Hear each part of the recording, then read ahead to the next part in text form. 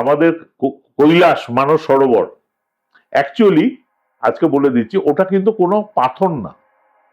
তোমরা যেটা পাথর রূপে দেখো, ঠিক আছে, এটা ভৌতিক ভাবে তুমি দেখছো। কৈলাসকে চারদিক থেকে যেভাবে দেখছো পাথর রূপে দেখছো, কিন্তু কৈলাস কিন্তু পাথর রূপে নয়। পাথর নয় না, যেটা পৃথিবীর সব পাহাড়ি মানে স্ট্রাকচার, ঠিক আছে, এবং এটা হচ্ছে একটা পিরামিড টাইপের, যেখানে 29,000 ফিট তোমার এভারেস্ট মানুষ জয় করে নিচ্ছে, সেখানে 6,500 7,000 ফিট কৈলাসকে কেন জয় করতে পারছে না মানুষ?